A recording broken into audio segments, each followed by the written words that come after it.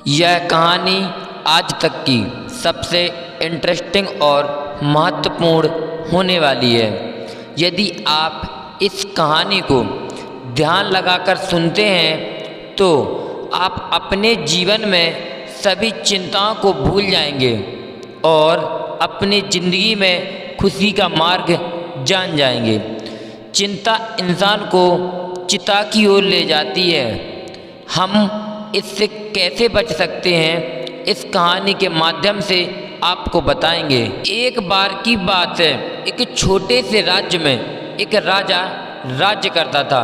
वह एक दिन अपनी संपत्ति का हिसाब लगा रहा था। तब उसने सोचा कि मेरी संपत्ति तो मेरे बच्चों के लिए ही पर्याप्त है। तब उसे यह चिंता सताने लगी कि मेरे बच्चों के बच्चों का क्या होगा, वो अपना जीवन यापन कैसे करेंगे।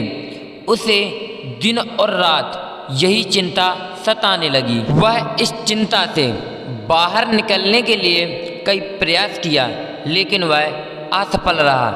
फिर उन्हीं दिनों उस राज्य में भगवान गौतम बुद्ध भिक्षाटन करने के लिए आए थे कि तभी राजा को एक व्यक्ति ने कहा कि आप इस समस्या का समाधान करने के लिए भगवान गौतम बुद्ध के पास जाओ। तब वह राजा भगवान गौतम बुद्ध के पास गया। तब उसने भगवान गौतम बुद्ध को अपनी सारी बात बताई।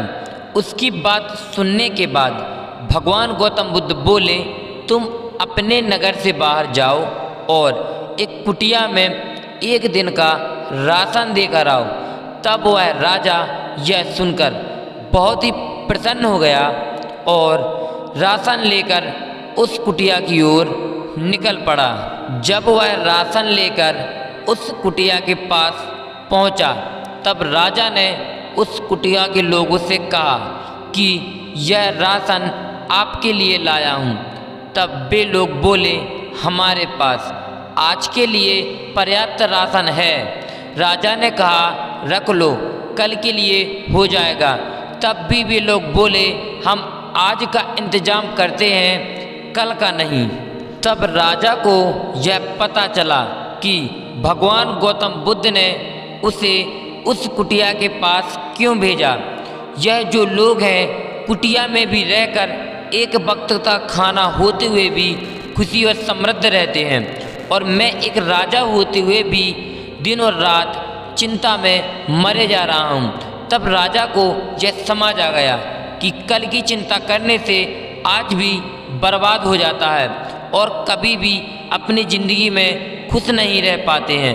यदि हमको खुश रहना है तो कल की चिंता छोड़कर आज ही में जीना होगा। राजा ने चिंता करना छोड़ दिया और खुशी और समृद्ध जीवन जीने लगा।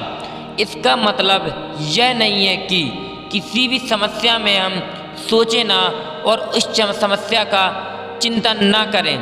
हमको किसी भी समस्या में सोच समझ कर निर्णय लेना चाहिए।